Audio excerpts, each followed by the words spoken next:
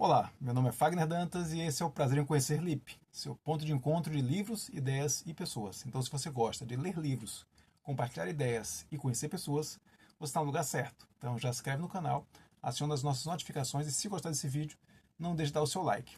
Estamos de volta aqui, com o nosso canal Prazer em Conhecer LIP, essa plataforma, esse lugar aqui virtual para nós criarmos a nossa comunidade literófila, uma comunidade voltada para pessoas que amam ler, que amam o ato de ler, que amam a experiência de leitura, que querem compartilhar de alguma maneira essa experiência, querem compartilhar suas leituras, querem ouvir de outras pessoas o que acharam desse ou daquele livro, o que pensam dessa ou daquela obra. Então essa é um pouco a missão desse canal, esse canal que completou agora no final do ano de 2024, completou 6 meses, apenas 6 meses, está recém-nascido, mas já tem me proporcionado, já que tive essa ideia de criar esse canal, de criar essa ponte de comunicação com outras pessoas que amam a leitura, tem me proporcionado muitas coisas boas e espero que também a todos aqueles que tenham sido tocados por essa proposta, por essa iniciativa, se sintam convidados a fazerem parte dessa comunidade, se agregarem a essa comunidade, se inscrevendo aqui no canal, comentando os vídeos que nós estamos colocando aqui, deixando sempre seu joinha. Então acho que é um pouco do que nós pedimos aqui, em troca do que a gente pode oferecer, que é essas análises, essas avaliações, essas descrições, essas apresentações de grandes obras literárias, que é o que nós temos pretendido, temos buscado fazer aqui nesse canal. Então, feitas as devidas apresentações, então sinta-se todos e todas convidados e convidadas a participarem da nossa comunidade. Temos vídeos novos todos os domingos, sempre com aquela lembrança que se eventualmente eu não coloco um vídeo no domingo, é porque eu estou fazendo um esforço maior, é porque eu estou burilando mais o roteiro. A gente sempre faz um vídeo aqui roteirizado, porque a gente entende que é importante trazer informações, trazer um conteúdo que será mais do que meramente a opinião, uma coisa mais solta, ainda que, obviamente, nós aceitemos todas as opiniões e todos os comentários que vierem da parte de quem está assistindo esses vídeos. Então, da mesma forma que nós queremos aqui criar um conteúdo de boa qualidade para quem está do outro lado assistindo, para quem está doando o que existe de mais precioso hoje, que é o nosso tempo. Nosso tempo ele é sempre capturado, ele é sempre sugado por tantas coisas. Então, quando a gente tem a oportunidade de ter uma pessoa que se coloca, se disponibiliza a estar aí assistindo um vídeo, o mínimo que a gente pode fazer do lado de cá é produzir um bom material. Então esse é o nosso esforço. Então por isso que eu digo, sempre a nossa intenção é colocar os vídeos no domingo, mas caso isso não aconteça, sempre é por um bom motivo, porque nós estamos burilando, estamos trabalhando melhor o roteiro para de fato colocar algo sempre de boa qualidade aqui para vocês. Então, nesse caso agora estamos retomando uma longa trajetória que nós temos feito aqui. Então já convido quem está chegando nesse vídeo agora, quem caiu no canal, vamos dizer assim, de paraquedas através desse vídeo, nós já temos aí um belo acervo aqui no nosso canal, mais de 30 vídeos já à disposição, vídeos de apresentações mais panorâmicas de obras, panorama de leitura de 2022, onde eu falo dos 30 livros que li naquele ano, panorama de leitura de 2023, onde eu falo dos 25 livros que lemos em 2023. Temos também algumas apresentações específicas de obras, como Antígona de Sófocles, como 6 propostas para o próximo milênio do Ítalo Calvino. Além disso, e aí é o que nós estamos nos detendo agora, eu vou explicar rapidamente por quê, temos uma série aqui no nosso canal, chamado Na Lupa do LIP, onde a gente investiga, onde a gente faz uma avaliação um pouco mais detida sobre uma determinada obra. Da mesma forma que o Vale e a Resenha são essas obras, são esses vídeos mais específicos sobre uma obra, onde a gente representa aquela obra de modo geral, em apenas um único vídeo.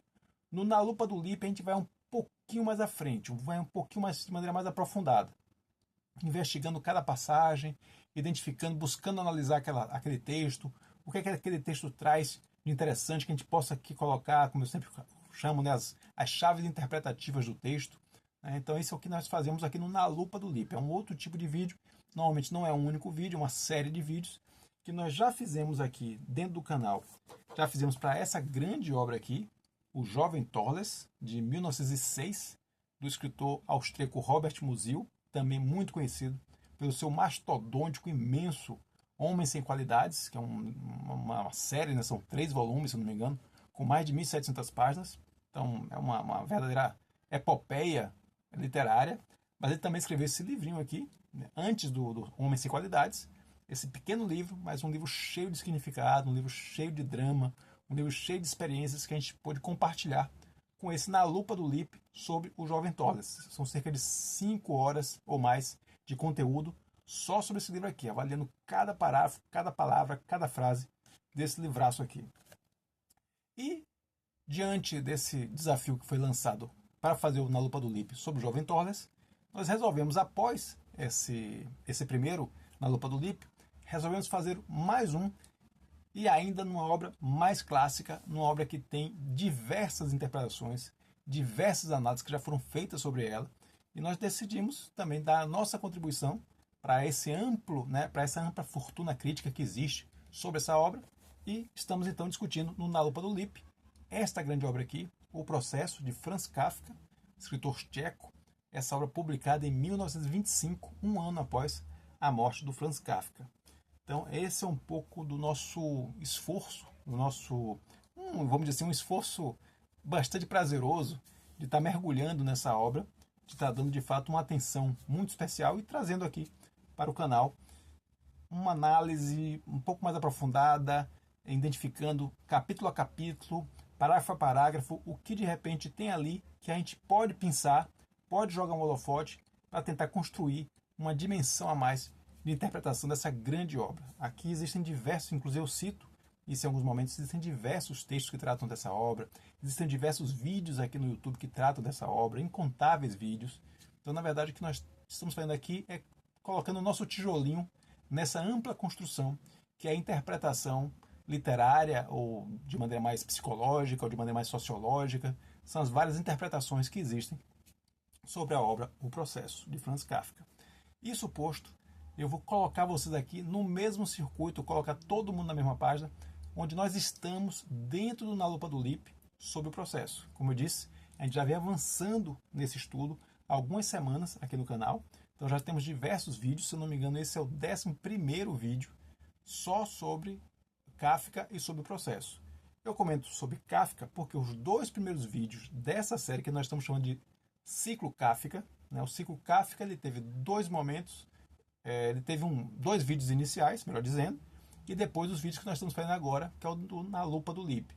Os 2 vídeos iniciais foram um Vale a Resenha, que é aquele vídeo que a gente foca em uma única obra de maneira mais de apresentação da obra, não tanto de análise. Então, no Vale a Resenha, nós fizemos o Vale a Resenha desta obra aqui, que é a biografia de Franz Kafka, escrita por Gerhard George Lemaire. Então, essa biografia aqui foi apresentada em 2 vídeos do Vale a Resenha, que são os vídeos que iniciam nosso ciclo Kafka.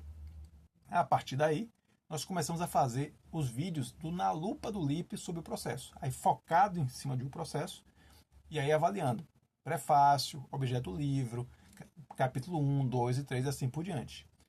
No último vídeo que nós colocamos aqui, nós finalizamos o texto original, ou seja, nós finalizamos os capítulos 9 e 10, fechando o texto original. O romance tem 10 capítulos. Então chegamos ao final do capítulo, ao final do livro. Mas agora, para esse vídeo aqui, temos algo muito especial. Porque essa edição, e ao que me parece, as outras edições costumam vir também com esse apêndice, ela traz, então, como eu disse, um apêndice formado por duas partes.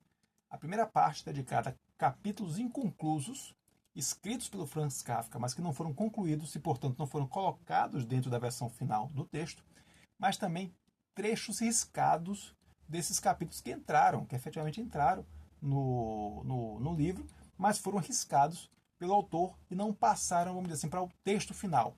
Chegaram a ser produzidos, chegaram a ser escritos, mas não chegaram, não migraram para o texto final. Então, o que nós vamos abordar neste vídeo de hoje, considerando tudo que nós vimos nos 10 vídeos passados, ou seja, toda a avaliação que foi feita sobre a vida do Franz Kafka a partir da biografia e sobre todos os capítulos do romance, isso posto, isso já está colocado lá, vamos dizer assim, como uma primeira etapa fechada, e agora nós vamos fazer uma segunda etapa, que é exatamente o apêndice, ou seja, o que não entrou no livro. E é, como eu disse a vocês, material de altíssima qualidade, tem muita coisa ali, principalmente o que a gente pode observar como caminhos que o texto poderia ter seguido, poderia ter sido algumas escolhas que poderiam ter sido feitas, algumas algumas trajetórias que poderiam ter sido montadas, que poderiam ter sido trilhadas pelo autor, mas que não foram, por algum motivo. No caso dos capítulos, a gente vai falar até um pouquinho mais disso à frente. No caso dos capítulos, até fica mais uma ideia, né, uma possibilidade de opção ou não.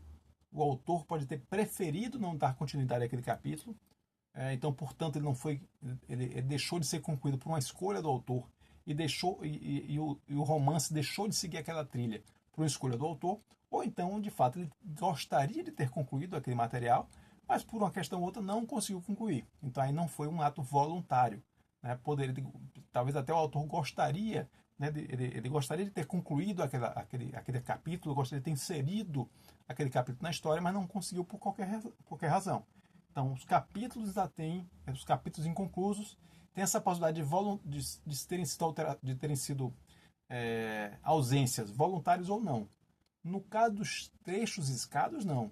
Os trechos riscados, eles como já tinham sido efetivamente produzidos, o texto já estava lá e foi riscado por uma escolha do autor. Então isso aí faz toda a diferença, a gente vai falar mais disso daqui a pouquinho. Então, basicamente, só colocando todo mundo então na mesma página, vamos iniciar agora a apresentação e análise do apêndice que está contido aqui nesta minha edição de 1967 do livro O Processo, de Franz Kafka. Então vamos lá, já estou aqui com o nosso roteiro, já estou aqui com a nossa água.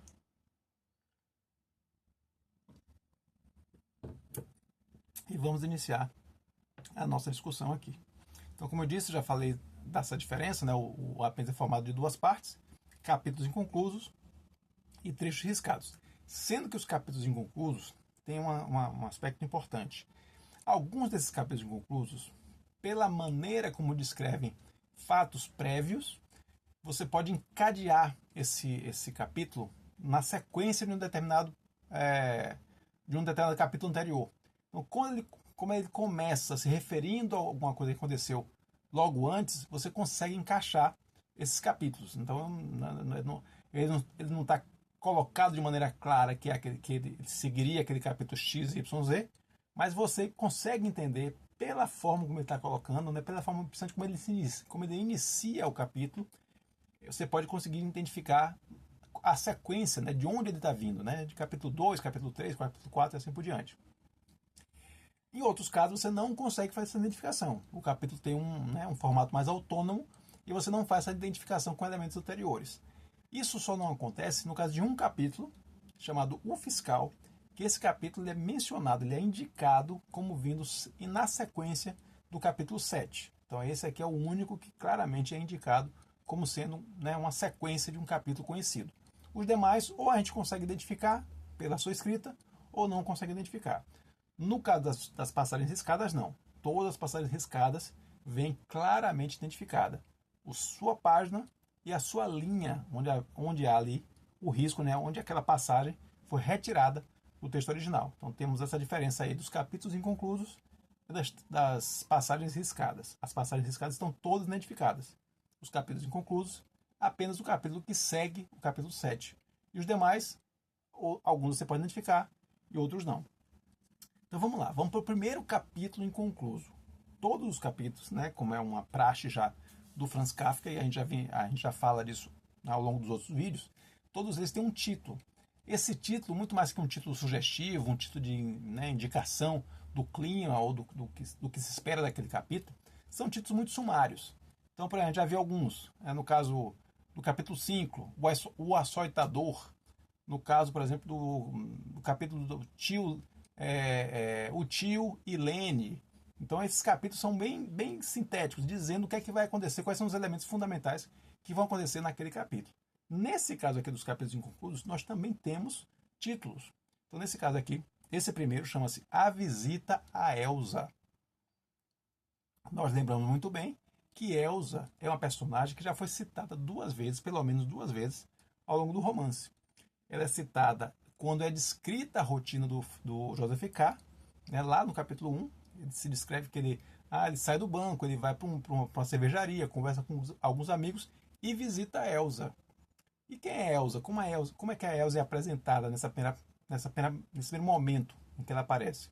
Apresentada como uma camareira que trabalha à noite, que durante o dia recebe rapazes na sua cama, então, dando a entender que ela atuaria como uma prostituta. Então essa é a descrição da Elsa lá no capítulo 1. E lá na frente, nós temos um outro momento que ela é citada, quando a Lene, a advogada barra amante barra enfermeira do advogado Hood, ela pergunta se o Joseph K. tem algum amante. Ele desconversa, né? Naquele momento ele nega que teria, mas depois ele afirma que não. Então ele mostra uma foto da Elsa. Então ele também faz essa associação da Elsa como uma amante dele. Então esses são os dois momentos que no romance a Elsa é citada. E não há um desenvolvimento desse personagem. O que seria, particularmente, eu acho, muito interessante, já que existia ali claramente um interesse romântico, vamos dizer assim, do Joseph K. pela senhorita Bustiner. Aquela senhorita que é vizinha dele ali, né, convive com ele, dentro da pensão da senhorita Grubach. Então, ali naquele primeiro momento, capítulo 1, nós temos aquele envolvimento que chega até, né, ali a um contato físico do Joseph K. com a senhorita Bustiner, mas aquilo não se desenvolve. Por outro lado, você também não tem um desenvolvimento da personagem Elsa. Se de repente a Elsa fosse mais desenvolvida, a gente poderia ter talvez um triângulo amoroso ali que poderia dar um outro tempero, vamos dizer assim, para o romance. Isso acaba não acontecendo. Mas de qualquer forma, nós tínhamos aí uma pretensão, pelo menos, do autor, do Franz Kafka, em desenvolver um capítulo onde houvesse essa visita a Elsa. Então isso já é um ponto que eu queria chamar a atenção aqui. Esse capítulo, ele sucederia o capítulo 2. Então fica bem claro, como eu disse, né, em alguns casos a gente consegue identificar onde está o capítulo. Nesse caso aqui, ele começa falando aquela atitude que o Joseph K. teve ao final ali daquele seu primeiro interrogatório, no capítulo 2. Que ele chega no final e diz, não, isso aqui não serve para nada, esse processo é um absurdo. E ele sai muito enfurecido da sala de sessões, né? Da presença do juiz de instrução. Ele sai e diz, não, vocês podem fazer o que quiserem com esses interrogatórios, não vou atender mais essas citações, essas notificações de vocês, não vou atender mais. E sai com aquele, né, dá aquele estouro e sai da sala de sessões. E esse capítulo 2, esse capítulo aqui, o Visita a Elsa, ele começa justamente com um telefonema para o Joseph K.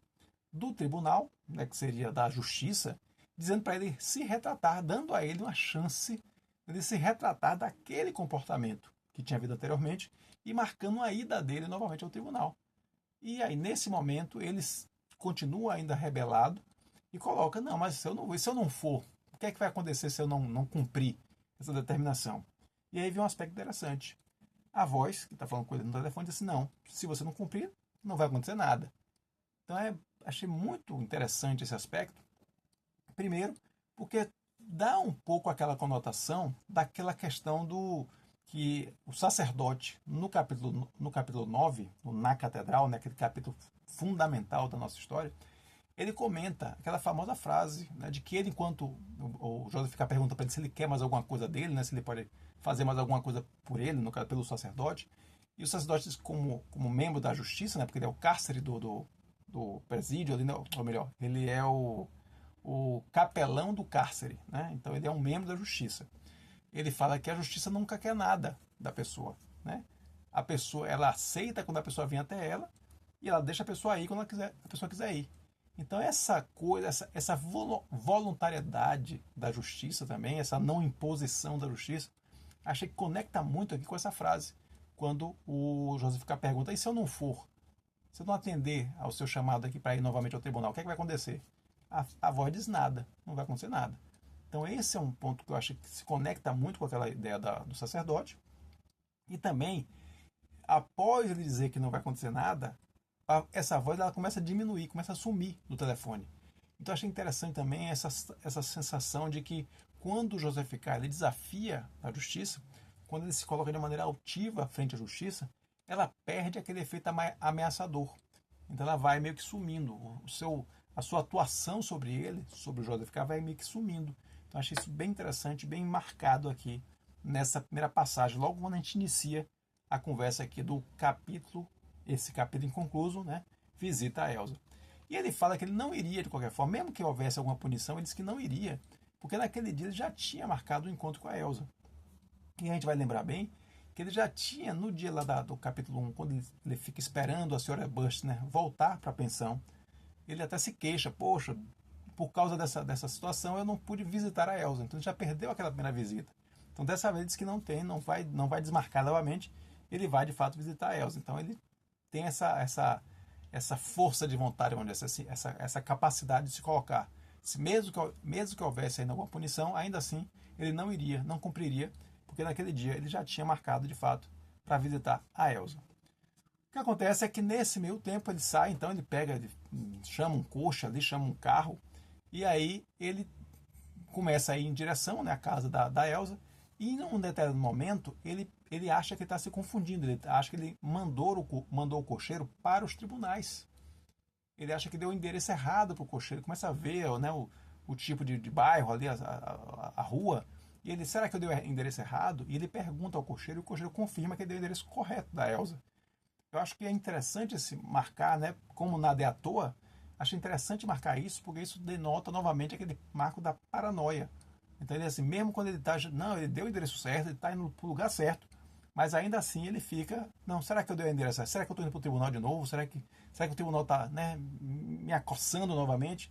Então esse elemento da paranoia eu acho que foi bem marcado aqui nessa questão desse esquecimento de que se ele deu ou não o endereço certo para o cocheiro. Então o capítulo vai nesse sentido, acaba nessa ida dele lá para Elsa, mas infelizmente não avança. Seria muito interessante a gente ter mais conhecimento desse personagem, entender melhor qual é a relação dele, do Joseph K. com a Elsa, entender um pouco mais da vida da Elsa, o ambiente onde ela vive. Eu acho que seria sempre enriquecedor você trazer mais um personagem, você trazer um personagem que poderia ter um desdobramento bem interessante na história. Infelizmente não aconteceu e ficou por aí o nosso primeiro capítulo inconcluso. O segundo capítulo, esse não tem uma indicação de localização, pelo menos não consegui identificar essa localização. Ele chama-se Viagem para Ver a Mãe. Viagem para Ver a Mãe. E é interessante também, da mesma forma que no caso da Elsa, poderia ter avançado mais na descrição desse personagem, no caso também desse capítulo inconcluso, a mãe, né, do Joseph K. poderia ter sido um personagem também mais desenvolvido. Né? Eu acho que eventualmente foi citado muito rapidamente no romance original, mas fato é que aqui nós poderíamos ter, ao lado do tio Cal, ou Albert, a gente já viu que o tio tem dois nomes aí, uma coisa também bem estranha, mas ao lado do tio Cal e da prima, que é a Erna, a filha desse tio, não temos mais contatos de outros personagens, né? Não há outros personagens familiares do Joseph K. Então, de repente, essa viagem para ver a mãe, se eventualmente a mãe entrasse no circuito aqui e aparecesse como personagem, também seria outro elemento interessante. Mas vamos dar sequência aqui, porque de qualquer forma foi um capítulo incompleto e a gente acaba não tendo realmente esse conhecimento da mãe do Joseph K. Mas acho que um aspecto importante aqui é que denota o estado emocional, o estado mental do Joseph K. É que ele diz que ele está tendo acessos de melancolia. Né? Acessos de melancolia que o fazem aceitar, vamos dizer assim, mergulhar em qualquer desejo momentâneo. E foi o que aconteceu aqui. Ele comenta que a viagem para ver a mãe surgiu num almoço. De repente ele sentiu vontade de ver a mãe, sendo que ele não via a mãe há 3 anos, se não me engano, 2 ou 3 anos aqui. 3 anos que não via a mãe, né, que tinha se afastado da mãe. Então ele diz que esse atendimento aos seus desejos repentinos decorre de acessos de melancolia que ele vem tendo. Então isso, acho que o autor, novamente, como a ideia aqui é nunca colocar nada de maneira aleatória, isso está marcando o estado mental, o estado emocional do personagem. Que ele está num estado emocional delicado, fragilizado, como se coloca aqui pelo estado dos acessos de melancolia. Ele então, aí a gente começa a descrever o que é que como é que o capítulo está montado. Ele começa dizendo que ele deu algumas instruções ao Sr. Cune. Então é outro personagem que não aparece mais, né? Aparece aqui nesse capítulo, mas não foi utilizado na versão final do texto. Me parece que é um funcionário do banco, alguém que de repente um funcionário intermediário para quem ele vai orientar, passar algumas instruções ali enquanto ele estiver fora do banco. E aí ele vai pedir ao diretor, né, aquela figura máxima do banco, 2 dias de licença para ver a mãe. O diretor pergunta, mas está tudo bem com a sua mãe? Aconteceu alguma coisa de saúde? E ele diz que não aconteceu nada, mas que ele gostaria de visitá-la. E isso faz com que ele fique com uma pontinha ali, um certo remorso. Por quê? Porque ele está percebendo que ele está deixando, né, de repente abandonando ali dos afazeres do banco, e mesmo do seu processo, né, o processo que ele vinha acompanhando, abandonando por uma questão meramente de sentimentalismo. Né? Não havia uma razão prática para ele ir. E ainda assim ele estava indo. Então é outro ponto que é marcado também nesse texto. Ele se ressente por estar saindo do banco, abandonando o banco e abandonando seu processo por uma questão meramente sentimental. É pontuado isso aqui, talvez contrapondo aí com uma certa racionalidade que ele vem perdendo, né? A própria menção aos acessos de melancolia que são feitos anteriormente. Então já tem um outro ponto importante aqui, bem marcado aqui no texto. O diretor, então, não faz nenhuma oposição e apenas deseja boa sorte para ele na viagem. Ele aí vai para o seu gabinete, começa a arrumar suas coisas e aí sim, no gabinete, o seu arquirrival, né, que a gente já essa imagem de arquirrival já está sendo construída e foi construída ao longo de todo o romance, no texto original, do vice-diretor. O vice-diretor, assim, aparece no gabinete dele, pergunta por que está indo embora, por que está indo ver a mãe, faz uma série de perguntas ali, ele tem que ficar se justificando para o vice-diretor. Então, depois que ele consegue se livrar dessa justificativa para o vice-diretor, ele está ansiosíssimo para sair dali do banco, para ir logo, né, para empreender sua viagem. E quando ele já está lá de fora, o Kulik, aquele mesmo servidor, aquele mesmo funcionário do banco, que aparece lá no interrogatório, no capítulo 1 e tudo mais, junto com o Rabenstein, né, e com o Kaminer, o Kulik aparece no alto da escada, balançando um envelope, apontando para ele um envelope. Ele ainda faz que não, que deixa para lá e tal, que, né, já estava querendo ir embora, mas o Kulik não entende isso e vai na direção dele e entrega o envelope a ele. Ele aí rasga o envelope, não quer nem saber, rasga de imediato e joga, né, o chão aí, os fragmentos do envelope. E, de qualquer forma, a gente fica com aquela curiosidade, né? O que é que seria esse envelope? O que é que tinha nesse envelope? Né? Será que era alguma informação do processo? Era alguma notificação do processo? Nós nunca saberemos, né? Entre as várias coisas que vão acontecer aqui, ó, nesses capítulos inconclusos, a gente nunca vai saber algumas coisas que foram apenas mencionadas aqui nos capítulos inconclusos. Nesse caso, a gente nunca vai saber o que tinha nesse envelope. O fato é que ele rasga o envelope todo e joga, né, por cima do Kulik. E esse jogar por cima do Kulik tem um aspecto também interessante, que é essa certa violência em relação ao Kulik. A gente vai mencionar mais à frente como é que isso vai mostrar também uma faceta da personalidade do Joseph K. Né? Uma faceta que já vinha sendo apresentada em outros elementos do romance, mas que volta aqui a aparecer, né, vamos dizer assim, numa outra frequência, numa outra forma esse mesmo traço de caráter vai aparecer de outra maneira. Mas antes disso, tem uma informação interessante, que ele fala que a mãe dele, né, a mãe do Joseph K., achava que ele era o diretor do banco e não um procurador. Achava que ele era o diretor do banco, a figura mais importante do banco. E nada no texto aqui indica que ele tivesse qualquer tipo de intenção de desfazer esse equívoco, né? de dizer para a mãe, não, eu sou apenas um procurador, não sou diretor. Ele não dizia, ele apenas disse, minha mãe, inclusive, acha, né, entende que eu sou diretor do banco. E eu achei bem interessante isso aqui, porque volta aquele tema também bem batido, bem marcado aqui, da soberba do Joseph K., de uma certa autoimagem muito superior à realidade. Então, assim, quando a sua autoestima está baseada em equívocos dos outros e não nas suas qualidades, isso certamente é um grande problema, né? Um traço de personalidade bem complicado. Então, isso é mencionado aqui no texto e eu fiz questão de pensar aqui. Bom, como eu estava comentando com relação à relação com os funcionários, isso é que eu acho importante também. Acho que isso é um outro aspecto bem interessante. Ele identifica, né, desde aquela situação lá do interrogatório, no capítulo 1, que ele fala, não, que ele percebe que o pessoal mexeu nas fotos da senhorita Buster, né, quando ela vê que a foto dela está num lugar diferente, de imediato ele acha, né, entende, né, que quem mexeu nas fotos foram os funcionários que estavam olhando as fotos, né? Foram apresentados com 3 funcionários que estavam olhando as fotos ali no quarto da senhorita Buster. Ele falou assim, vou demitir, vou punir esses caras. Só que o que ele descreve aqui é que tanto o Kulik, quanto o Kaminer, quanto o Rabensteiner são funcionários de baixo escalão. Eles estão numa hierarquia muito baixa. E esses funcionários de baixo escalão, eles praticamente as promoções, né, o que eles recebem, é por tempo. Então vai chegando o tempo, eles vão sendo promovidos. Não tem muito a ver com a meritocracia, não tem muito a ver com a indicação deixo daquele diretor sobre eles, ou a opinião do banco sobre eles. Vai chegando o período, eles vão subindo de promoção. E ele percebe que justamente por isso, por conta disso, por serem de uma hierarquia mais baixa, e por estarem submetidos a esse regime de progressão automática, vamos dizer assim, por tempo, o Joseph K. não tinha nada a fazer, não tinha como prejudicá-los, não tinha como interferir nessas promoções. Então isso deixa ele particularmente chateado, porque de alguma maneira é uma forma de inferioridade dele. Ele que se considera sempre muito superior, não conseguiria infligir qualquer tipo de dano às carreiras dos 3 funcionários. Então isso, de alguma maneira também, deixava ele muito irritado e corroeu ele por dentro, essa ideia de que ele, como superior, não poderia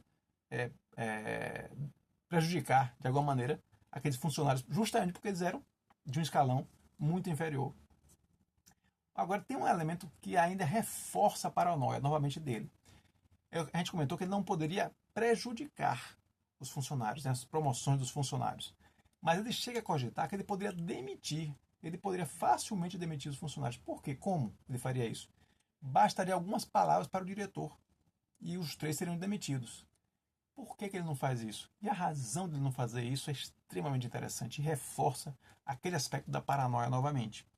Ele diz que, normalmente, num caso como esse, ele teria a contraposição, ele teria a oposição à sua opinião de demitir os funcionários. Certamente, o vice-diretor, esse seu arqui-rival, se colocaria contra aquela posição, contra aquela decisão dele. Porque era sempre assim. Quem ele estava contra, o diretor ficava a favor. Quem ele estava a favor, o diretor ficava contra. Então, os dois se colocavam sempre em polos opostos. Então, nesse caso, ele até disse assim, se eu pedisse ao diretor, ele certamente demitiria. Mas eu não vou pedir, por quê? Porque, nesse caso, a minha opinião e a do vice-diretor estão iguais. O vice-diretor também não teria oposições à demissão dos 3 funcionários. E aí é que está o interesse. Como o vice-diretor também gostaria dessa demissão, não se oporia à demissão, o pensamento paranoico dele faz o quê?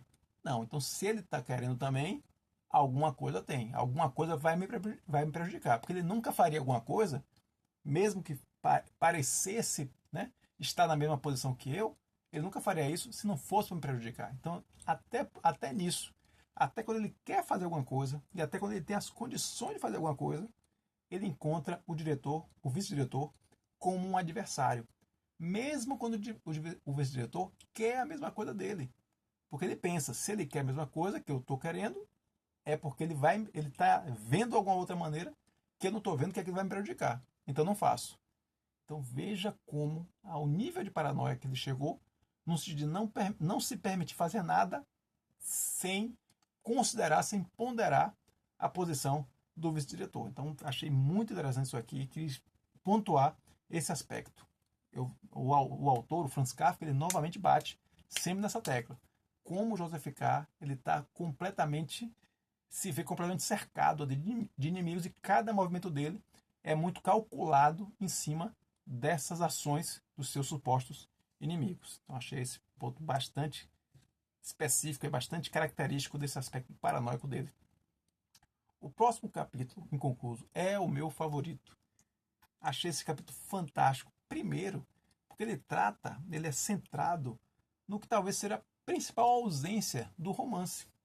Eu diria que a Elsa, ela é uma ausência muito marcante. Diria que a mãe dele, que é citada aqui, ou citada brevemente no romance, também é uma ausência que poderia dar um molho bem interessante para a história toda aqui. Mas aquele que eu acho que faz mais falta para o romance, e que é citado, mencionado, se não me engano, 2 ou 3 vezes, é o Hasterer, aquele outro colega, aquele grande advogado, também colega do Joseph K. no banco. Ele é citado lá, acho que no primeiro capítulo também, o Joseph K. diz, não, então me permita fazer uma ligação para o Hasterer, eu quero fazer uma ligação para o advogado do banco, para saber como é que eu lido com essa situação aqui, logo lá no primeiro capítulo. Logo no segundo capítulo também tem um outro elemento interessante, que o diretor chega para fazer uma ligação ali, e diz, olha, vai ter um passeio de barco aí, vou convidar algumas pessoas aqui do banco, queria que você fosse também. Inclusive o Haster estará presente.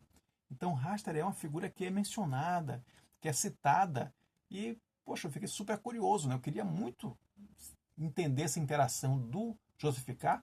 com o Haster, entender melhor essa situação deles, como é que eles interagiam ali dentro do banco. Inclusive a relação dele com o vice-diretor, por exemplo, ele seria amigo do vice-diretor, não seria? Então achei que era um personagem que poderia dar um caldo fantástico. E, infelizmente, não é desenvolvido, ele não volta a aparecer no romance, nem se destaca como um personagem importante do romance. Mas por isso eu achei tão legal esse terceiro capítulo aqui inconcluso, chamado O Fiscal.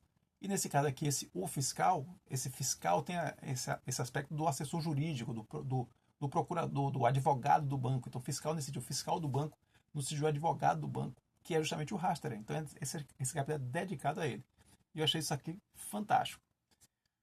Bom, como é que ele faz aqui, qual é a relação que ele faz com o Hastert? Ele começa dizendo que, falando daquela mesa que ele dividia com alguns colegas mais velhos na cervejaria. Vamos lembrar que lá no capítulo 1, quando é descrita a rotina dele, tem aquela parte que inclusive ele vai para uma cervejaria, conversa com alguns velhos companheiros, alguns homens mais velhos, isso é colocado lá. Então isso é colocado lá e é retomado aqui no capítulo, que é um aspecto também muito interessante da construção de uma história. Logo no capítulo 1, você coloca vários elementos chaves ali, e depois nos próximos capítulos você vai recuperando aqueles elementos. Então acho que isso é uma estratégia bem típica de um romance bem estruturado, né? Um romance mais complexo, quando você coloca algumas pecinhas lá no começo, e essas pecinhas vão sendo recuperadas e vão ganhando, né, um significado, uma dimensão, que eventualmente lá quando você observou só as citações, talvez você não desse nem atenção. Mas quando elas voltam a aparecer, e voltam a aparecer já como um elemento mais estruturado, aquilo começa a fazer sentido, começa a ter o romance começa a dar uma liga diferente. Então, achei bem interessante que lá é citada essa rotina da Elsa, e depois a Elsa voltaria a aparecer num capítulo só para ela. É citado, né, essa mesa de senhores, e essa mesa de senhores volta a aparecer num capítulo lá na frente. Então achei essa construção bem interessante. Infelizmente, como eu digo, não sei se por opção ou por de fato não ter condições de concluir os capítulos, esses desdobramentos acabaram não acontecendo. E eu vou entrar até mais um pouquinho nesse detalhe de se isso é intencional ou não, mas vamos segurar um pouquinho.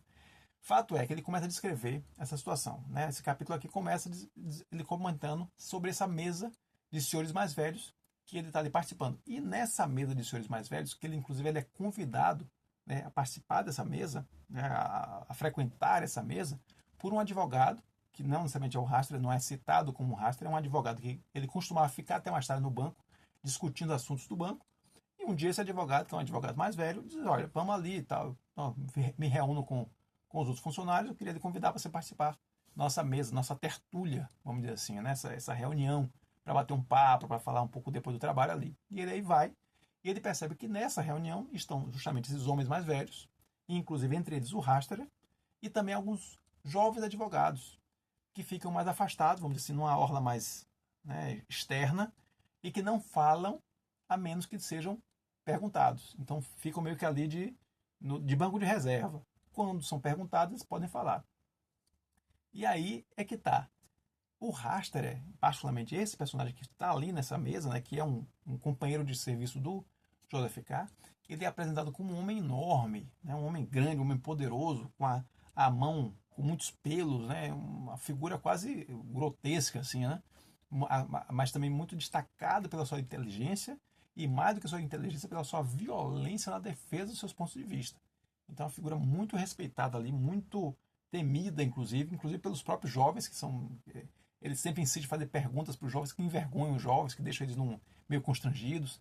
Me lembrou um pouco, fiz aí uma conexão, claro que totalmente reflexão aqui, isso não está escrito em lugar nenhum, de um pouco dessa figura do Hastert com o pai do Joseph K., do Franz Kafka, melhor dizendo, com o Hermann Kafka, né? Que ele tinha essa figura também poderosa de um homem gigante, né? E também que envergonhava muito o Kafka, né? Em algum momento aquela questão da troca de roupa, do banho, então ele falava do corpo raquítico do Kafka, do corpo minúsculo do Kafka.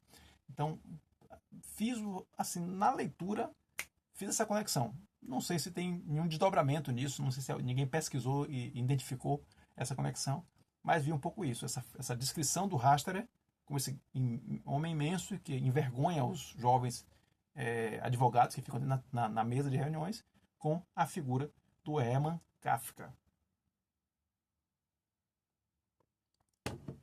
Então, feita essa descrição aí do Hastert, se descreve um pouco também como é que foi a chegada do Kafka, melhor dizendo, a chegada do Joseph K. nessa tertúlia, nessa reunião. E diz que os membros mais velhos receberam bem o Joseph K. porque viram nele um bom especialista. começaram a perceber nele um cara que poderia contribuir naquelas discussões.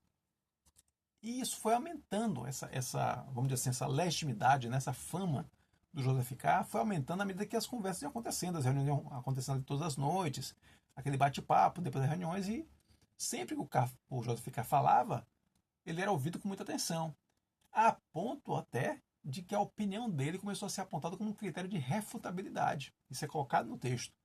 Quando tinha aquela discussão de dois membros da mesa sobre um determinado assunto, aquele assunto, se for do conhecimento do Joseph K., se perguntava a opinião do Joseph K. para resolver a contenda. O que ele dissesse, resolver a questão.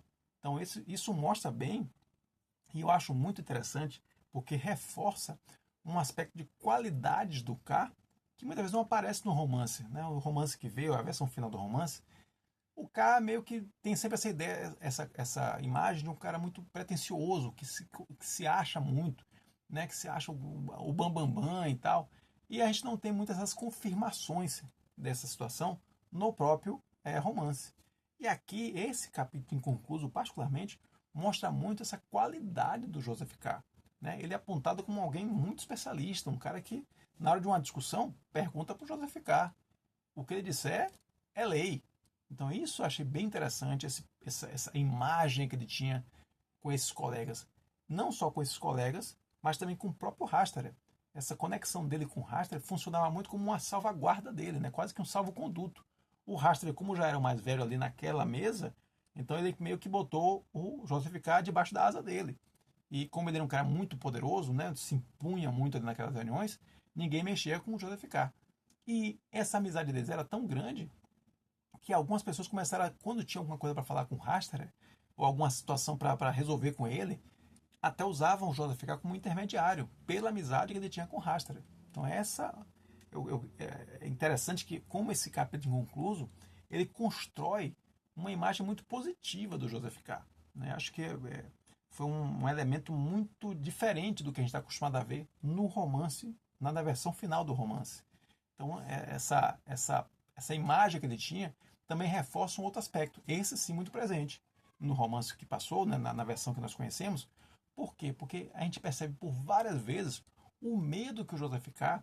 tem de que as informações sobre o processo cheguem até os colegas do banco, né, que eles fiquem sabendo de que ele está sendo acusado, que ele está sendo objeto de um processo judicial. Então a gente, claro que existiria um medo natural de qualquer um de nós, vamos dizer assim, de ter uma situação tão delicada sendo discutido ou divulgada no seu local de trabalho, mas lendo esse capítulo incompleto, por isso que eu achei tão importante esse apêndice, né, por isso que ele é tão rico, porque ele traz tantos outros elementos importantes para a compreensão do romance como um todo. Aqui, claramente, a gente tem uma imagem muito positiva do Joseph K. E, evidentemente, ele está fazendo tudo para proteger essa imagem, essa fama que ele construiu, né? Então, seguindo adiante aqui, o Hastert, e aí ele, como eu disse, o capítulo ele foca muito na figura do Hastert. O Hastert ele começa a convidar o Joseph K. para, depois daquela conversa ali, se estender e ir para a casa dele e para continuar aquele papo, né? Ó, estamos na cervejaria, acabou o papo na cervejaria, o pessoal começou a ir embora, ele, não, então vamos, me acompanha até em casa. Então ele ia o Joseph K. acompanhava o Hastert até a casa do Hastert, e os dois ficavam ali batendo papo. Continuava aquele papo ali numa bebidinha, né, fumando, bebendo, para bater o papo, continuar o papo batendo. Interessante como o romance não avançou nesse sentido. Quando é descrita a rotina do Joseph K. lá no capítulo 1, esse elemento não entra. Essa coisa dessas idas frequentes à casa do Hastert não entra. Provavelmente porque ele não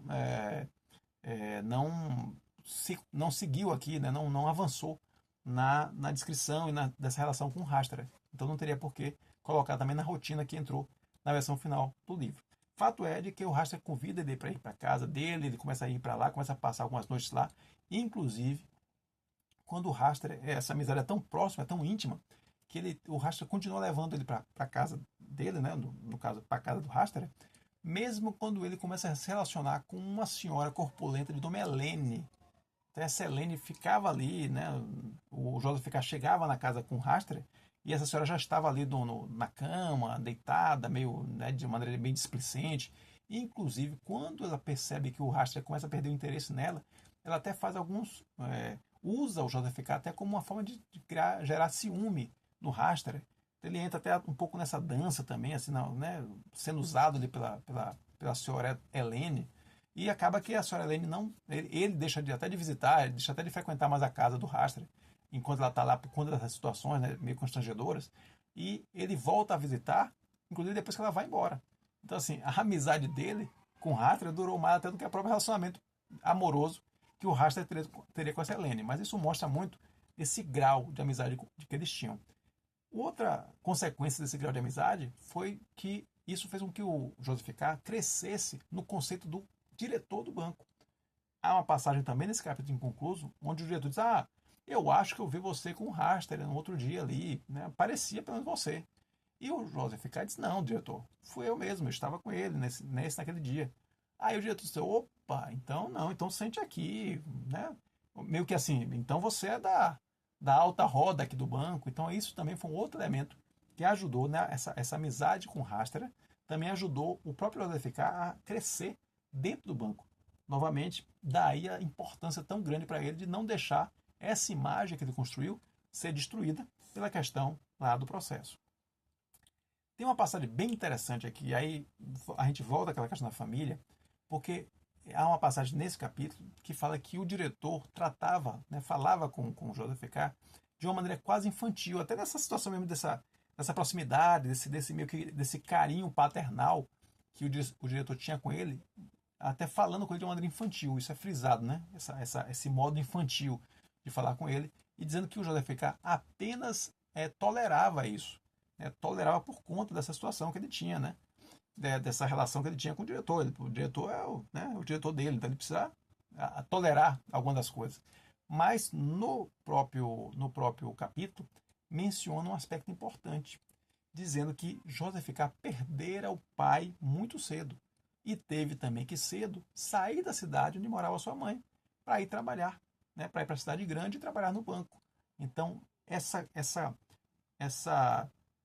ideia do JFK sem vínculos familiares também acho que foi outro elemento que foi bem frisado aqui, pelo menos no capítulo inconcluso, de que ele perdeu o pai muito cedo e que teve que se afastar da mãe também por longo período, como a gente menciona aqui, né, que há 3 anos ele não via a mãe.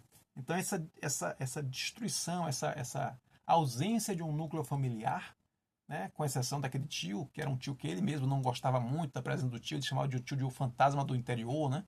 Ele meio que não tinha uma relação tão próxima assim com o tio. Então esses elementos todos de desnudar, né, de tirar do Joseph K. esse núcleo, esse invólucro familiar, ele tem um aspecto muito interessante também no romance. As consequências disso para o romance são muito, muito precisas. Por quê? Porque acaba que ele tem que reconstruir esses laços pessoais com pessoas estranhas, né? Justamente pela ausência de família. Então, por não ter família, ele precisa reconstruir isso de alguma maneira, com aquelas pessoas que estão ali ao seu redor. Então, de qualquer maneira, é uma forma de construir o personagem, uma maneira que o Franz Kafka escolheu de construir o personagem, desnudando ele de relações mais estáveis, então de relações mais estáveis, né, de relações mais fixas, e deixando ele se conectar com essa rede de estranhos. Então acho que foi um outro ponto interessante aqui, que esse aspecto familiar, em momento algum, ele é desenvolvido de maneira mais intensa, intencionalmente, entendo eu, por parte do Franz Kafka, mas se houvesse isso, se houvesse esse desenvolvimento até para frisar essa ausência do núcleo familiar, também certamente seria muito interessante na construção do personagem a gente colocar esse elemento da ausência de família como um elemento importante na construção da sua personalidade, né?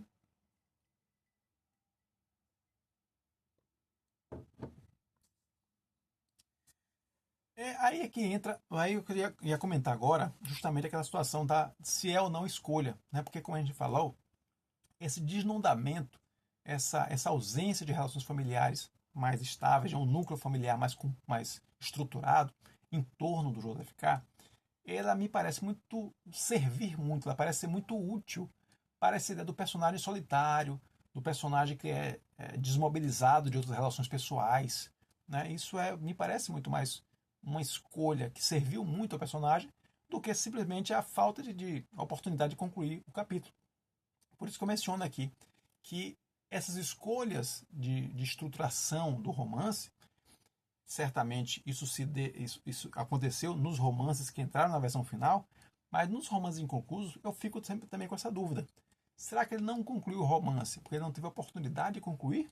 Ou porque de fato ele percebeu que aquela trajetória, aquele caminho, aquela linha que ele estaria seguindo naquele romance, não, naquele capítulo específico, não, não seria de alguma maneira contraposta à sua estrutura do romance como um todo?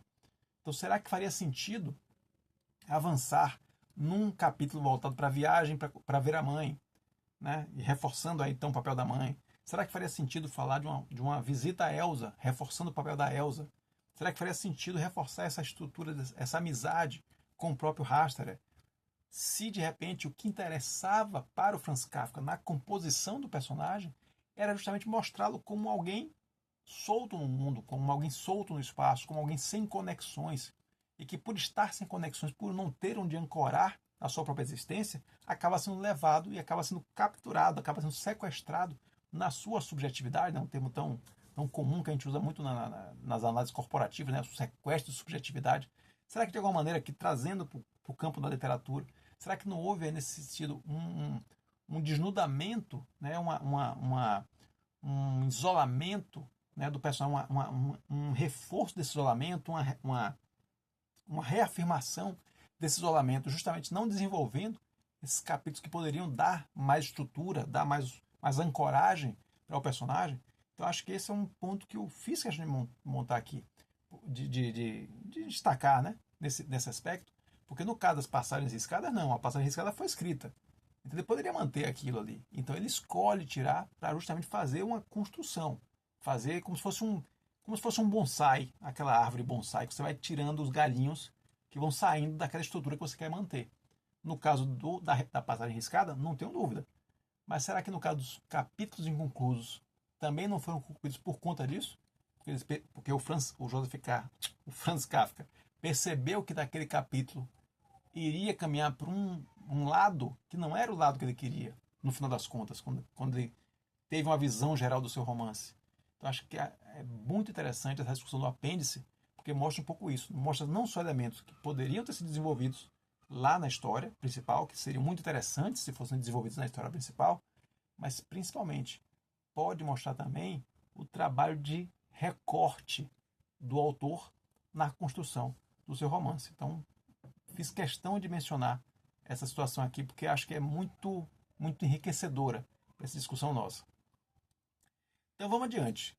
De alguma maneira, essa ausência de outras conexões faz exatamente aquela situação do processo acabar sendo o elemento motivador do Franz Kafka, do Joseph K. Essa confusão sempre acontece.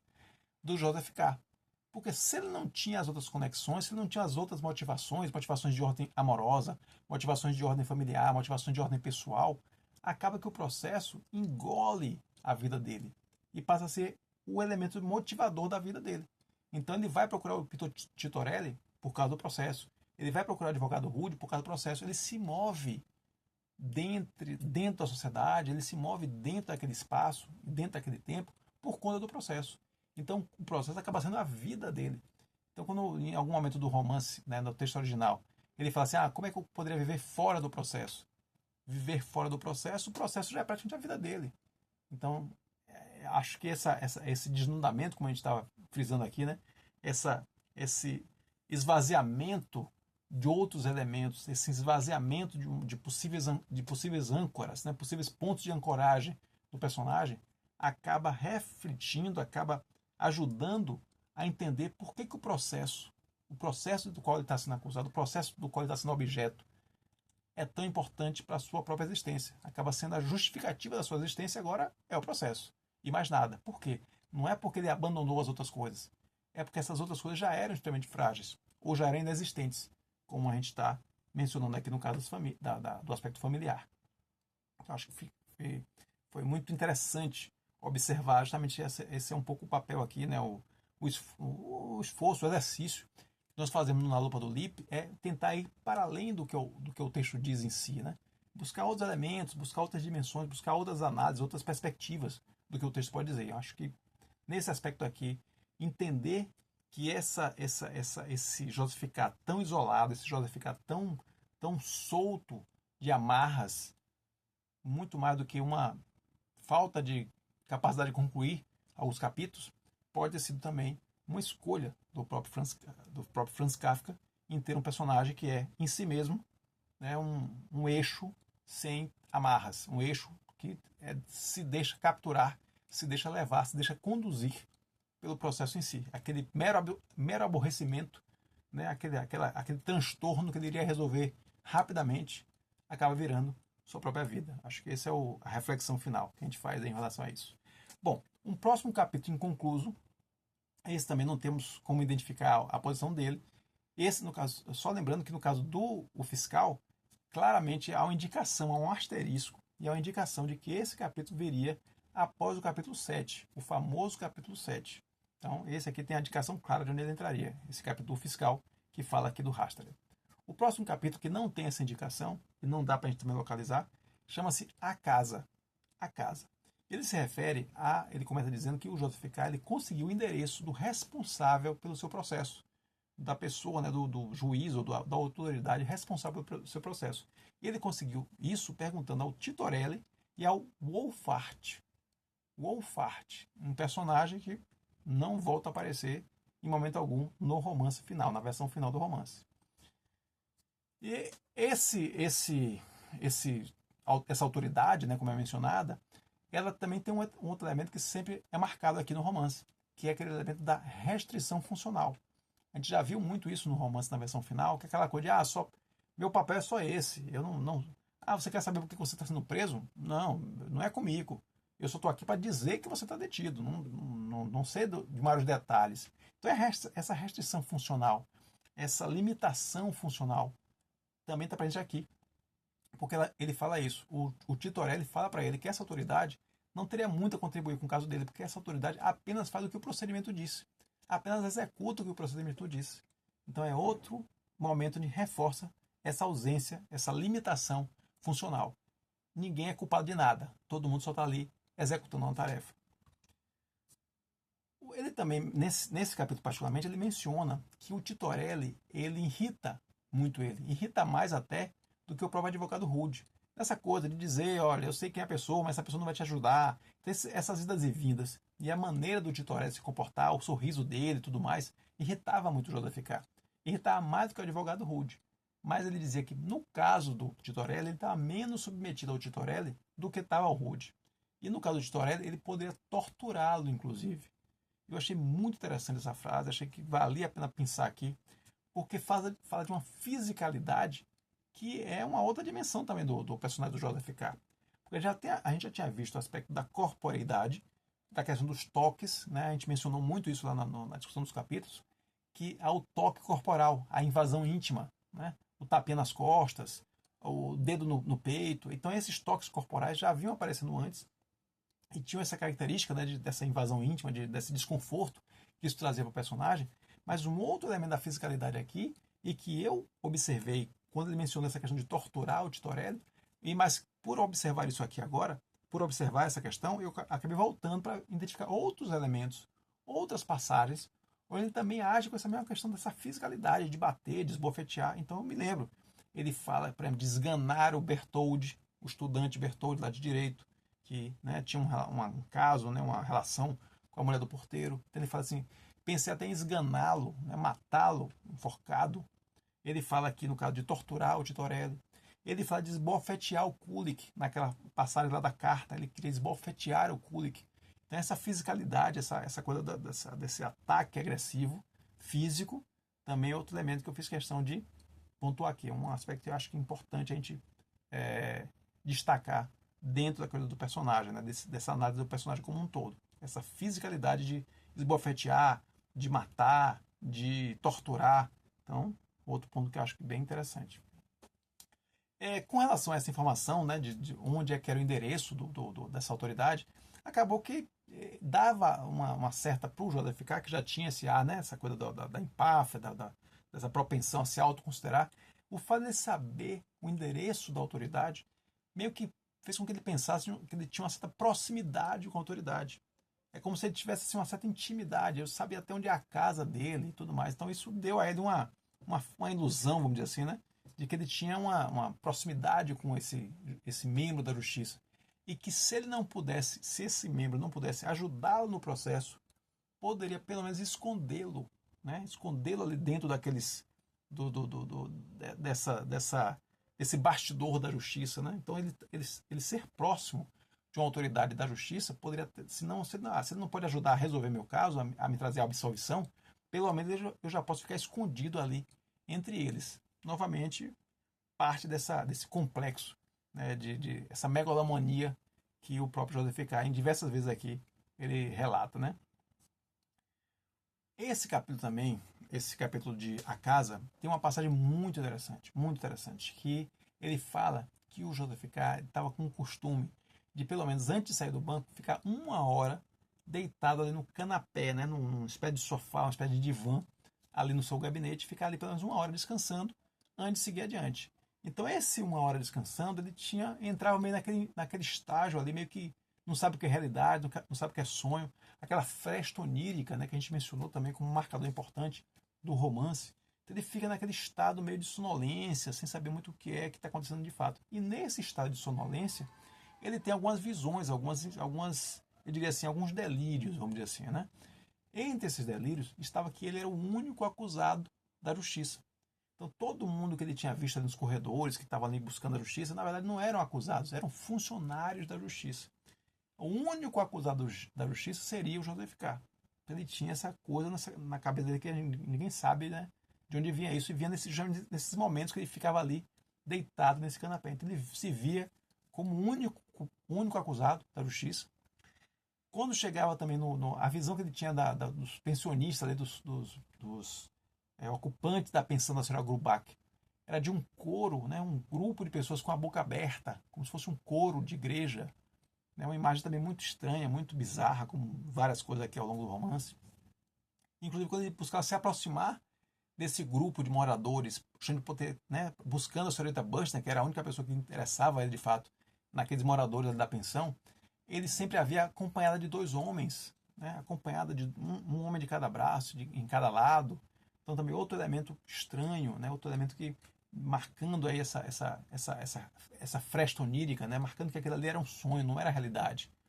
Outra coisa também é que ele começou a ver nos ambientes ali, os corredores do tribunal, aqueles corredores que para ele sempre foram muito enigmáticos, sempre foram muito labirínticos, né? Ele se perdia naqueles corredores. Nessa imagem de sonho, nesse delírio que ele vivia aqui, nesse momento, ele via aqueles corredores todos como familiares, como ele tivesse se sentindo muito em casa ali naqueles corredores. Então, outro elemento que dava essa impressão desse delírio que ele estava vivendo ali.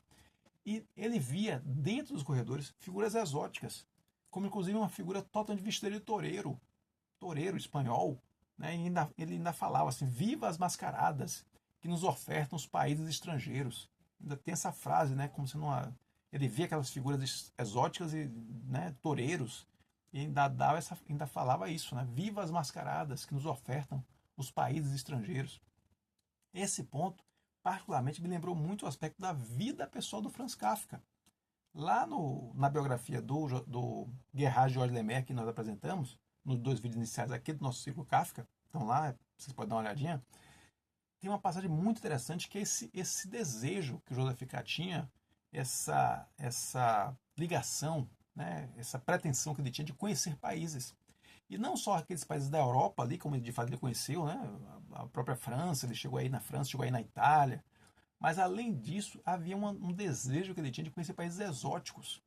Então lá na biografia, a citação de passagens que ele falava assim: eu gostaria de conhecer os Açores, a América do Sul, né, a Ilha da Madeira. Ele fala isso, o Franz Kafka menciona isso, né, que teria esse desejo de conhecer não só a Europa, mas países distantes, lugares distantes. Ele chega a mencionar aqui, tem uma passagem, que ele fala que ele trabalhou naquela empresa de seguro, né, a Securazione Generale, inclusive. Me parece que até hoje existe essa empresa, é uma empresa bastante longeva. Ele menciona que ele gosta de trabalhar numa filial dessa empresa, onde ele abrindo a janela daria com um campo de cana-de-açúcar, ou com cemitérios muçulmanos. Então essa ideia desse mundo muito maior do que Praga, esse mundo muito maior, inclusive, do que a própria Europa, estava presente no Franz Kafka, e ele transmite aqui, nessa pequena passagem, desse sonho que ele tem enquanto está dormindo ali no divã lá do gabinete, de que ele via essa figura espanhola, né, esse toureiro espanhol. Então achei bem interessante conectar a história com a vida pessoal do Franz Kafka. Então por isso que eu acho tão interessante que a gente estudar a vida do autor, para então aí sim poder mergulhar nos seus livros. Então recomendo também que, além do Na Lupa do Lippe sobre o processo, vocês deem uma olhadinha lá nos vídeos de Vale a Resenha da biografia aqui do Franz Kafka. Excelente biografia. Então, seguindo adiante aqui, ele estava então nesse canapé, né, nesse divã ali deitado, e ele tem uma outra visão muito interessante. Ele se vê acompanhado pelo Pietro Tintorelli, indo em direção à luz branca, ele todo vestido de negro, com uma roupa negra muito confortável, segundo ele, indo em direção à luz branca, e ele chega um ponto que o Tintorelli para e diz que ele pode avançar. Não, vá, siga, pode seguir adiante. Então, ele vai seguindo adiante, e nisso que ele segue, ele vê um monte de outras roupas, inclusive nesse monte de outras roupas, as suas vestes antigas. E ele diz que ele está muito feliz com aquele momento, né? Que ele está muito feliz com aquele resultado ali que ele obteve. Então fica a dúvida. Ele está se vendo indo em direção à morte? Aquela luz branca? Será isso? Ele está se vendo também como sendo a luz branca saindo do tribunal em liberdade, tendo recebido uma absolvição do seu processo? O que é que seria aquela visão que ele está tendo? Né? Seria uma visão positiva? Seria uma visão negativa? Ele fala na descrição dessa visão que ele está muito contente com aquilo. Mas a gente viu que ele também já tinha falado de viver fora do processo. E o processo era quase a vida dele. Então, tem várias conotações aqui. Então, achei muito interessante essa passagem. Muito interessante, muito significativo. Dá para fazer muitas reflexões sobre essa passagem especificamente aqui, porque não é colocado. A gente nunca vai saber se ele estava se referindo ali a ir em direção à morte ou ir em direção à liberdade. E em alguns casos, será que as duas coisas, no caso dele, não seriam as mesmas? Então isso é uma coisa que a gente também tem que observar. O último desses capítulos inconclusos é um muito interessante, que tem, só pelo título, já chamou minha atenção. Chama-se Luta com o Vice-Diretor. Imagine, a gente constrói toda uma ideia de arquirrivalidade, né, do que o vice-diretor é o grande rival do Joseph K. E de repente você tem um capítulo chamado Luta com o Vice-Diretor. Uma delícia. Eu já estava esperando aqui os esbofeteamentos, tapas e puxões de cabelo e tudo que você possa imaginar. Ocorre que não foi nada disso. Obviamente, se construiu essa ideia aqui, né? Se construiu essa coisa da luta, mas essa luta se dá num aspecto bem específico, num aspecto bem subliminar, eu diria até, bem discreto. É uma luta muito elegante, vamos dizer assim, quase que de uma filigrana. Bom, como é que é descrito esse capítulo? O Joseph K, ele acorda, né? Se diz que nesse dia ele acordou muito animado, muito disposto a ponto de chamar o vice-diretor para sua sala para resolver algumas pendências, alguns assuntos que estavam pendentes aí de serem resolvidos.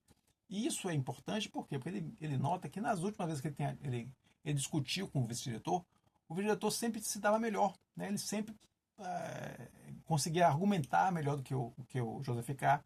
Então, assim, para ele se sentir à vontade para chamar o vice-diretor para uma discussão, era porque ele estava se sentindo muito animado. Então, isso o contraponto, ele faz exatamente isso, ele mostrando que ele sempre chamava o diretor, nessas discussões, ele sempre se dava mal.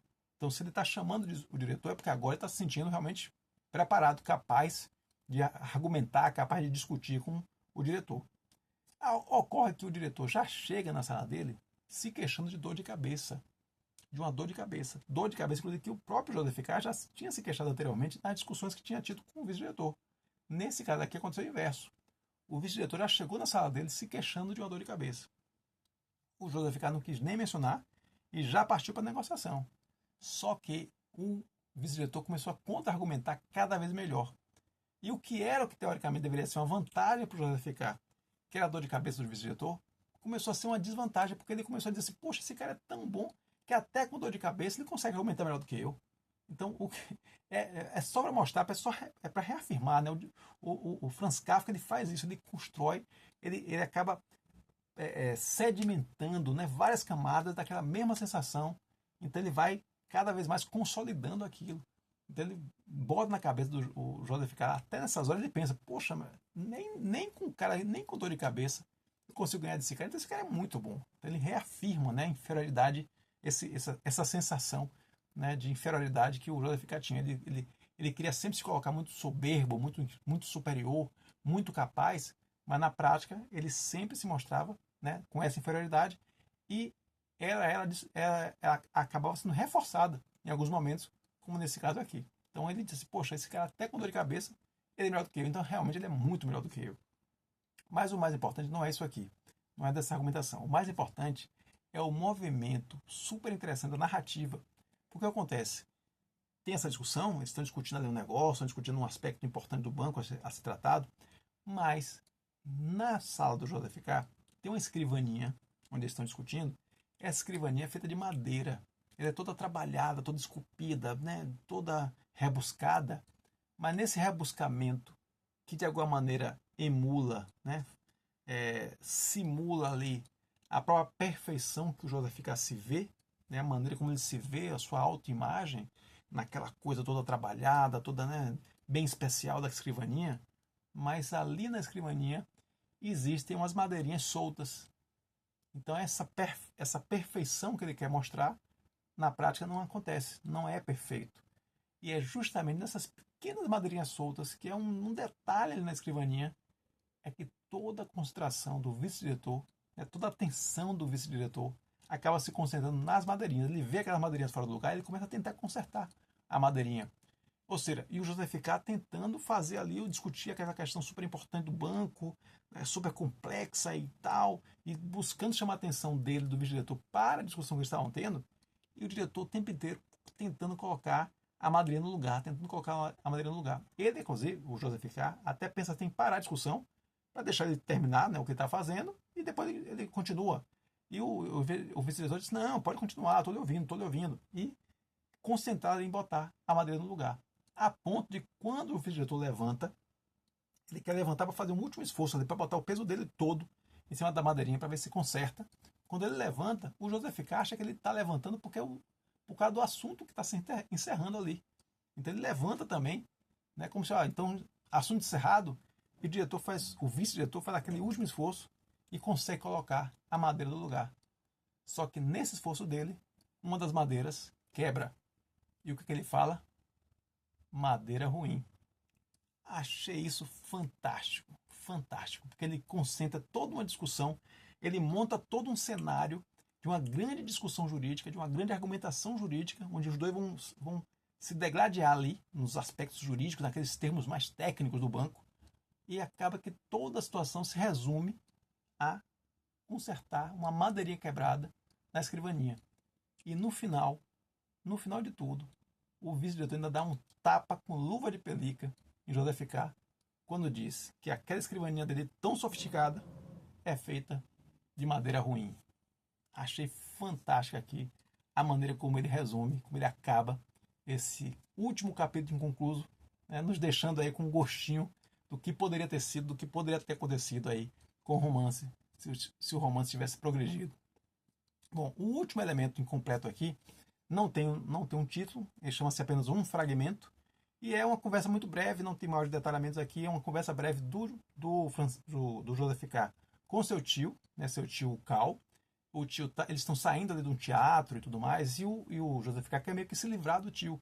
Quer se livrar do tio, o tio tá ali, né, com um lado com eles. Não, eu vou ficar com você aqui, vou resolver essa questão do processo, não vou me afastar de você. E o Joseph K., por outro lado, querendo que ele se afastasse, né, querendo que ele desse o fora para ele poder se concentrar em tentar conversar com a senhorita Bustner. Voltar lá para a pensão, para poder buscar conversar com a senhorita Bustner. E o tio tá ali, colado nele. E ele diz assim, olha, meu tio, por que você não vai... Né, minha tia vai ficar muito revoltada comigo se eu ficar lhe prendendo aqui, se você ficar indo e voltando, né, para resolver esse caso, né, ficar tão afastado dela. Por que você não pega o último trem voltando para sua casa? E quando lá na frente, certamente eu vou precisar de você. Você é um cara muito capaz. Eu certamente vou precisar disso. Ele usando aquela lábia, né, elogiando o tio, mas querendo se livrar do tio. E no final fica uma coisa meio dúbia. Não se sabe se o tio caiu na dele ou não caiu. Então fica assim incompleto aqui se ele foi ou não, se ele conseguiu ou não despachar o tio e procurar a senhorita Buster. Então é o último ponto aqui, o último elemento, né, o último texto não concluído, que é chamado apenas de um fragmento. Passamos agora rapidamente, já estamos aí com mais de 1 hora de vídeo, passar rapidamente aqui só para os textos, as partes riscadas. As partes mais interessantes, né? Tem muita parte riscada que acabou não tendo, eu pelo menos não identifiquei nenhum desdobramento interessante, mas algumas aqui são interessantes sim. Uma das primeiras, ainda no capítulo 1, né, todas as partes, os trechos riscados estão claramente identificados, né, onde é que eles se posicionam no romance. Então, nesse trecho, que está ainda no capítulo 1, existe a menção a uma grande organização, que uma grande organização estaria se movendo contra o Joseph K, né, é a visão dele, né, que uma grande organização está se movendo contra ele, é capaz de colocar vários policiais na sua sala, né, ocupar os quartos das pessoas. Então essa expressão da grande organização ela é tirada, ela é riscada, porque a gente vê que essa questão da grande organização ela vai aparecer mais à frente. Quando ele vai perdendo aquela ideia de que é apenas um processo contra ele, ele vai se colocando cada vez mais como uma vítima de uma grande conspiração, de uma grande organização contra ele. Nesse caso aqui, como isso estava no primeiro capítulo, eu acho que a intenção do Franz Kafka foi de riscar mesmo, para jogar essa questão um pouquinho mais para frente aí. Outra coisa que eu achei bem interessante é que ele fala que é muito importante no momento de que uma pessoa acorda, logo quando a pessoa acorda, identificar que os móveis, as coisas estão no mesmo lugar. Porque se não estiverem, a pessoa pode imaginar que está sonhando. Então, um fator, um critério de identificação da realidade seria a pessoa acordar e ver que está tudo no mesmo lugar quando ela foi dormir. E aqui, eu chamei a atenção disso lá quando a gente discutiu o capítulo 1. Ele entra na sala, quando vai ter o interrogatório, e não tem cadeiras na sala. As cadeiras meio que todas sumiram. Então, achei interessante retomar essa conexão aqui, porque ele fala de que é super importante que a pessoa, quando acorda, encontre tudo onde estava, né, quando ela foi dormir. E nesse caso aqui, ele não encontrou. Então, será que ele está sonhando? Achei que foi uma conexão interessante aqui. Uma outra parte, que também tem uma outra passagem riscada, também no capítulo 1, é um momento que ele é uma frase onde o Joseph K. diz: se continuo pensando assim, me tornarei completamente louco. Super importante essa frase, porque a gente já mencionou lá na frente, quando a gente fala daquela outra parte que ele comenta, né, de que temos que manter a serenidade mesmo quando estamos a ponto de ficar loucos. Então, essa frase que a gente já analisou, né, quando a gente avaliou lá o texto original, aqui tinha uma frase, já no capítulo 1, já apareceu uma frase muito parecida, né? Se continuo pensando assim, me tornarei completamente louco. Ele aí tira essa frase desse momento, desloca essa questão da loucura lá para frente, porque um elemento fundamental nisso que nós estamos chamando de lógica da vertigem, né? Essa maneira de tentar abarcar o processo da construção narrativa kafkiana, né? Com essa ideia da lógica da vertigem, o elemento fundamental é você negar a possibilidade de irracionalidade, melhor dizendo, não de racionalidade, mas de insanidade. Então, porque se você é insano, tudo que é estranho, fica fácil você responder, não, ele é louco. Então você tem que negar essa insanidade. Negar a insanidade é fundamental para que você entre dentro de uma lógica de vertigem. Então, se aquilo não é loucura, como é que eu entendo aquilo? E aí você fica tentando encontrar chão firme onde não tem, porque quem não está colocando chão firme é o próprio Franz Kafka na construção da sua narrativa. Então ele lhe deixa desconfortável, mas esse desconforto não pode ser resolvido com a chave da insanidade. Então ele reafirma, não posso continuar pensando assim, porque senão eu vou ficar louco. Ele tira essa frase aqui, joga esse elemento lá mais para frente, nos capítulos mais adiante, mas volta a pontuar. É preciso agir com serenidade, mesmo quando estamos a ponto de ficar loucos. Então achei interessante que isso já tinha aparecido anteriormente, mas foi estrategicamente removido ali pelo autor. Uma outra passagem riscada, que também demonstra a questão da paranoia, é quando o Joseph K. vê um guarda na frente da sua casa e pensa que aquele guarda está vigiando ele. Ele olha, esse cara está me vigiando, está vigiando a minha casa. E depois ele percebe que não, que o guarda apenas estava esperando uma senhora que estava comprando cerveja. Então achei interessante também, porque marca, novamente, estou sempre sendo vigiado, todo mundo contra mim, todo mundo é funcionário da justiça. Aqui mostra que ele achou isso e, de fato, não era. Da mesma forma que lá aquela questão da visita a Elsa, que ele acha que deu o endereço errado e não deu. Então, marca o elemento da paranoia. Um outro aspecto interessante, no capítulo 2, Aí, bem interessante mesmo, que ele bota, no capítulo 2 ele fala que existe um determinado comício político. Ele fala comício político. Sendo que na passagem riscada, interessante, é comício socialista. Interessantíssimo observar como ele riscou o socialista e colocou político. Aí pergunta se ele tirou o socialista porque realmente ele entendeu que não cabia ali, ou porque político daria um contexto mais amplo.